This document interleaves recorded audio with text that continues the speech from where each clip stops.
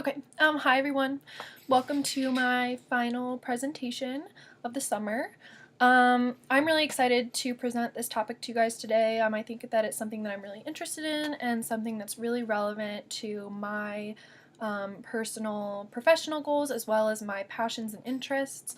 And so I really hope you guys enjoy this. Today the topic that I chose to talk about is subconscious copying in the creative world. This is something, I kind of talked about this in one of my previous videos, but it's something that really interests me because as an artist myself, I find that this is something that you kind of have to battle every single day. And so I'm going to go ahead and get started. Today I'm going to give you a little bit about me. I know you're probably like, it's the last video, like we should know about you already, but I think that it's probably a good idea to kind of give you a little bit of background of why this presentation is relevant to my life, and then I'm going to go through and discuss the two cases that I chose to talk about, Three Boys Music Corps versus Bolton, and then Copeland versus Bieber. And then I'm going to introduce an idea called stealing like an artist, and then I'm going to give you my final thoughts, so stick around. Okay, so a little bit about me. As some of you might know, I'm an Art Plus Design and Strategic Communications double major. The Art Plus Design part of my major is kind of what I'm most passionate about. It's something that I've been loving and doing since I was really young. My dad is a really talented artist, and so I like to think that I got my talent from him. My primary focus since I've gotten to Butler is pen and ink drawings and collage. So that is a example of one of my most recent artworks. It's part of a much bigger series, but I just thought I'd give you a little glimpse. I wanted to put this in here because a lot of my works incorporate pop culture references as well as song lyrics. Music is something that's really important to me and has really shaped me as a person, and so I like to kind of take lyrics and titles and words and kind of incorporate them into my artistic vision. And then I also included the name of one of my professors on this slide, Gautam Rao. Some of you might have had him for maybe a PCA. He has been kind of my go-to professor in the art program. I think that he's really helped to get me to kind of define my artistic goals. He's also the one who introduced me to this stealing like an artist concept, so I thought I'd give him credit for that. And let's go ahead and get started talking about the case. So I thought that it was important to include this slide again about copyright infringement. I know that a lot of us already know what it is. We've been studying it for a few weeks now. But I wanted to again talk about the 4 things that courts look at when they're determining copyright infringement. And so the first is the purpose and character of the use, and that includes whether it's going to be used for commercial use or for nonprofit or educational purposes. And then they look at the nature of the copyrighted work, the amount and substantiality of the portion used in relation to the copyrighted work as a whole, and then the effect of the use on the potential market of the copyrighted work.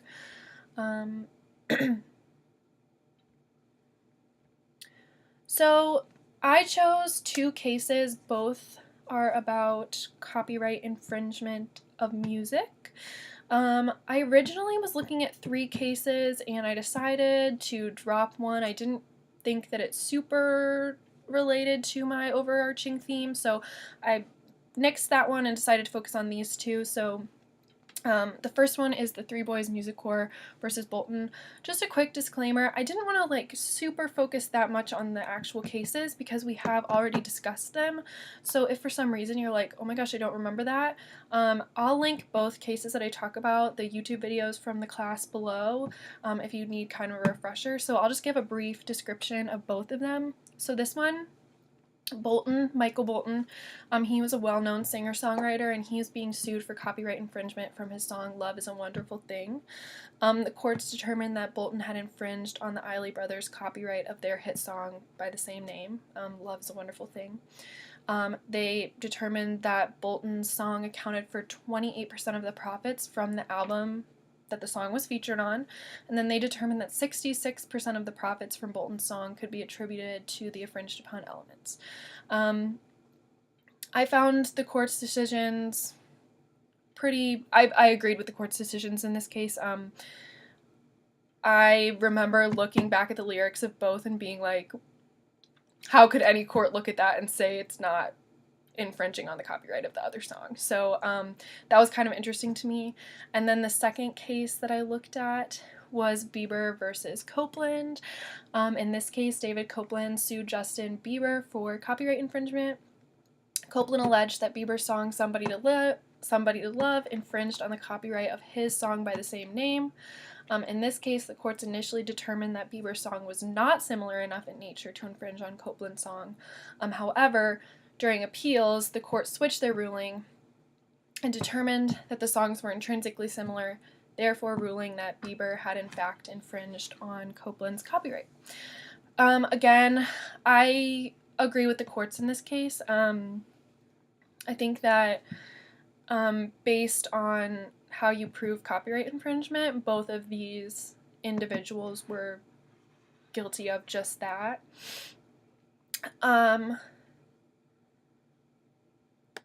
So as far as subconscious copying goes in the artistic world, there are kind of two parts of it. So I found that there's conscious copying, and then there's subconscious copying. And I actually used another case. I have all the citations. They're going to be in the description below. So I kind of used another case to get facts about this conscious and subconscious copying. And so what I found a judge rule on for conscious copying, he said to look if there is the possibility of access to another's work. In both cases, there was plenty of access to both work. In the Bolton case, the Isley Brothers were one of his favorite groups growing up. He listened to their music, he was influenced by it, he loved it. And then in the Bieber case, if you guys remember, Copeland alleged that Usher had been in communication with him about that specific song, and then says that he went to Bieber and basically gave him the song. So in both cases, there was access to another's work. And then the judge asks, is the work similar enough to the others because of that access? So basically, are they similar because they looked at it, because they were influenced by it? And then, are the works independent of each other when it comes to creation? So basically, were you influenced by it, but you're kind of making it your own during the creative process, is the third thing that they look at for conscious copying. And then subconscious copying, this judge says that no creative person could ever positively state that they had not been subconsciously influenced by something. There are so many things in this world. There's so much media, there's so much information. No one can claim that any sort of artistic creation is something just like completely thought up on their own. To the courts, that's impossible. Personally, I believe that's impossible. For subconscious copying, the courts look at two things. They look at the degree of similarity, and then they look at the character of the work. If you remember the 4 things they look at for copyright infringement, 2 of these things are very, very similar. So I found that kind of interesting. For degree of similarity, there has to be more than just mere access to someone else's work. So I like to use the Bolton example because I believe he had more than just mere access to the Isley Brothers' works. He talked about how he was passionate about their music, how he was influenced by it, how he listened to it growing up. So that would have like a greater degree of similarity based on how much access he had to their work. The individual must be extremely familiar with someone else's work for it to count as conscious copying. And then they look at the character of the work. So they look at whether the original work has elements that made it memorable. This part seems a little bit vague to me because I think that kind of something, some making something memorable is like a personal belief. I don't believe that that can be concrete enough. So I think that that's kind of an interesting thing that the courts look at to determine this subconscious copying. So now I'm going to talk, I kind of want to juxtapose, so this was kind of the law side of these cases, and now I kind of want to juxtapose what a real artist thinks about these laws and how he kind of interprets them. And I kind of want to show the similarities and differences because I really find that they're very, very interesting. So we are going to talk about Stealing Like an Artist. This is a book written by Austin Kleon. He is a writer and an artist. And this idea is really interesting to me. So he kind of starts out by saying that artists collect selectively. They only collect what they really love. We saw this in the Bolton case. He was very passionate about the Eiley brothers. He kind of subconsciously collected their work in his brain because he kind of loved it growing up and as a child. And then he makes the point that an artist's job is to collect ideas. Which I think is crazy. I think that's really true and interesting. Music influencers,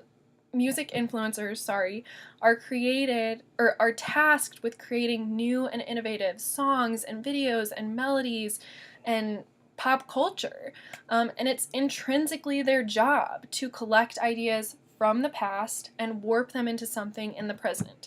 I believe that is what an artist's job is by definition. And so this kind of goes on, Kleon goes on to talk about how nothing is completely original. The courts would agree with that. We saw, after looking at the kind of the definitions of conscious and subconscious copying. And Kleon talks about this genealogy of ideas. So in the same way that you have a genealogy of heritage, he believes that what you believe, who you are, what you create is based on millions of different things.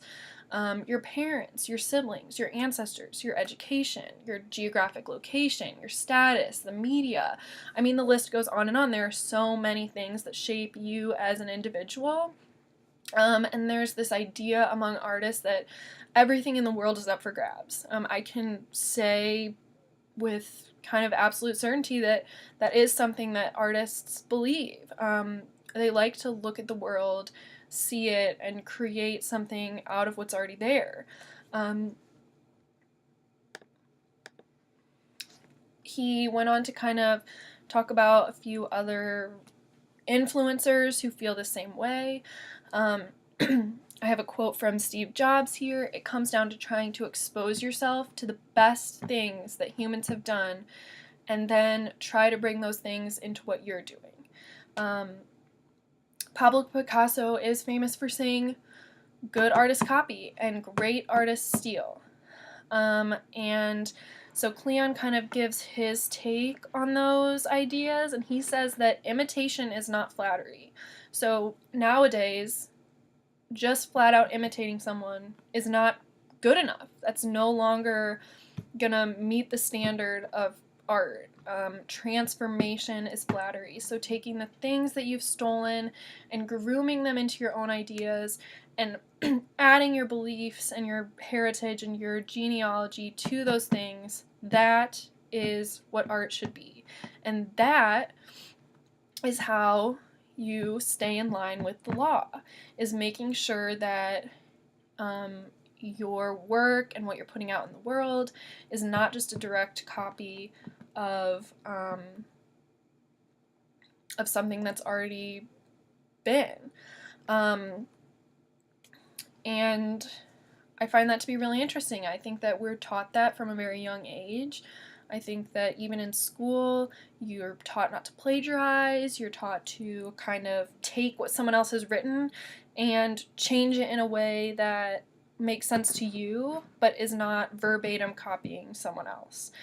And I find this subconscious copying kind of unavoidable. There's so much media, there's so much information out there. You can walk outside and see something and you would not even, you wouldn't even know that you're being influenced by it. And so I think in this day and age where technology is so fast moving and there's so much access to information, I think that this becomes kind of an even bigger problem now than it used to be. And so, just to kind of give a few final thoughts, I think that the law and the ideas that Kleon kind of outlines in his book are very similar when you get right down to the nitty-gritty. I think that the law does a really good job of acknowledging that nothing is original and that people are exposed to thousands of things every second. And I think that they do a really good job of determining, when someone is doing something kind of sketchy and trying to just steal from someone else. I think that the copyright infringement laws that are in place really well align with this idea of kind of stealing art from other people. And I think that in the real world, how to combat this is to give credit where credit is due. I know that you hear that so often. You hear it in school, you hear it, outside of class, and if you can't obtain the credit, then you're going to have to deal with the consequences. And so I think that that's really interesting. Again, I hope you guys really enjoyed this presentation. I had a lot of fun doing it. I really urge you guys to look into Austin Kleon. I'm going to link his TED Talk about this topic below, and then I'm also going to link the book below in case you're interested. They're both really cool, easy read. The TED Talk's only about 10 minutes, so it's actually really cool. And it's been a really great summer semester. Can't wait to be back at school and maybe see some of your faces in real life. Thank you, Professor Linden, for everything you did this summer semester. And yeah, bye guys. Thanks so much.